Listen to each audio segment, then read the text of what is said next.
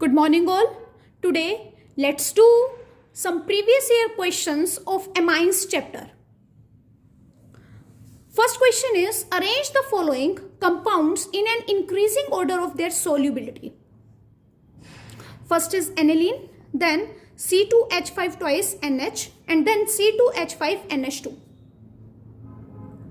As you know, solubility depends upon molecular mass and hydrogen bonding.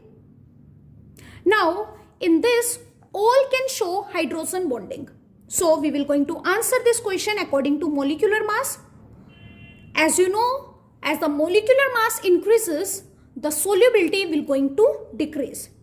So, according to this will be more soluble than this and then first.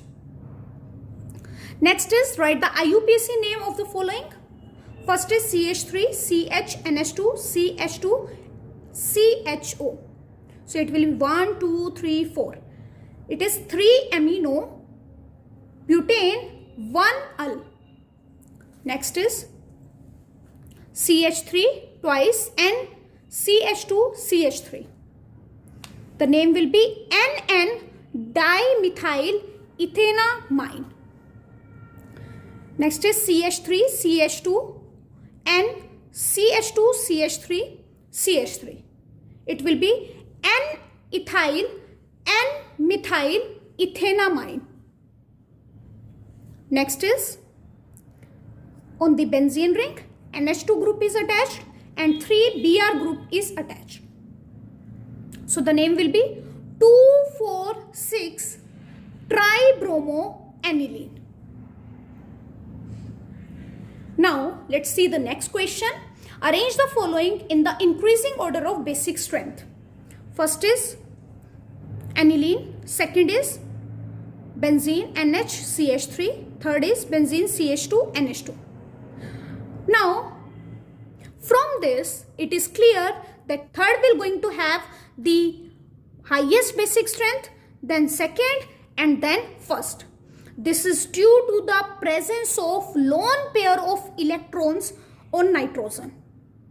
And in this case, the lone pair can be easily donated. In this, the lone pair will going to participate in the resonance.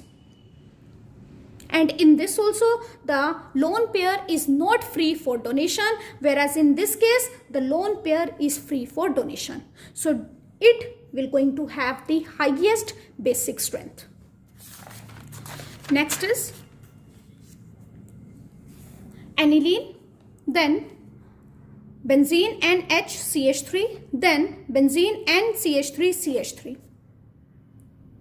Again, as the number of alkyl groups will increase, the basic strength will increase. This you already know. So according to this, third will be more basic, then second and then first. Now let's revise the next question, that is draw the structure of N-methyl ethanamine. N-methyl ethanamine. Ethanamine means ethane group will attach with N and methyl group is also attached with the N, that is NCH3, and let's complete the valency of N by putting hydrogen. Now arrange the following in decreasing order of pKb value. As you know, Kb increase, basic strength will also increase, and pKb increase, then the basic strength will decrease, because pKb value is directly proportional to minus log of Kb. So according to Kb value, third will going to have the highest basic strength, then first, then second and then fourth. Now we can easily arrange them in pKb value.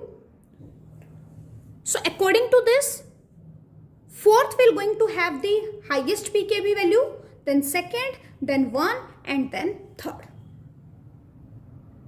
I hope you have understood this. Next is primary amines have higher boiling point than tertiary amines. This is due to the formation of hydrogen bonding. In primary amines, there is a presence of hydrogen bonding. So it will going to have the highest boiling point, whereas in tertiary amines there is the absence of hydrogen bonding, so it will going to have the lowest boiling point. Next question is write Hofmann bromamide degradation and carbyl amine reaction. So Hofmann bromamide means we have to take amide, that is CH3 C double bond O NH2, and react it with bromine in the presence of base. It will going to give us CH3 NH2, NaBr will come out, water will going to come out, and Na2CO3 will going to come out. Let's see carbyl amine reaction. In carbyl amine, take amine and react it with chloroform in the presence of alcoholic KOH. Then it will going to give us carbyl amine, or you can say isocyanide, that is CH3NC. KCl will going to come out, water will going to come out, and the formation of methyl isocyanide will going to take place. Now let's discuss the next question, that is give a chemical test to distinguish between methylamine and dimethylamine. And the second one is aniline and N-methylamine. So as you know, we can distinguish between them by using a carbyl amine test. Carbyl amine test is for primary amines. It can be aliphatic and it can be aromatic. So methylamine is a primary amine. So when we are reacting it with chloroform and alcoholic KOH, it will going to form the isocyanide, whereas dimethylamine will not going to show any reaction with chloroform and alcoholic KOH. Next is aniline and N-methylamine. In this also, this is a primary amine, this is secondary amine. In this can show the carbyl amine test, and this will not going to show any reaction. Next is write the structure of compound A, B and C in the following reaction. The reaction is we have to react CH3COH with NH3 and heat it. Then let's see what we will going to get. When we are reacting the acetic acid with NH3 and heating it, then we will going to get the amide, water will going to come out, and amide we will going to get. Next we have to react it with Br2 and aqueous KOH. In this we will going to get the amine, that is Hofmann bromamide reaction, and then we have to do the carbyl amine reaction, means this amine will going to change into the isocyanide. Next question is give reason. Acetylation of aniline reduces its activation. This is because acetyl group is a electron withdrawing group, so it will going to attract the lone pair of electron of nitrogen towards itself, and lone pair of nitrogen now is less available for the donation to benzene ring.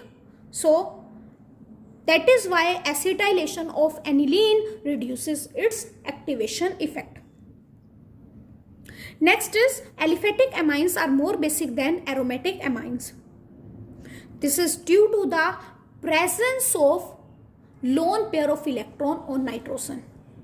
In aliphatic amines it is free for donation, whereas in aromatic amines the lone pair of nitrogen is not free for donation.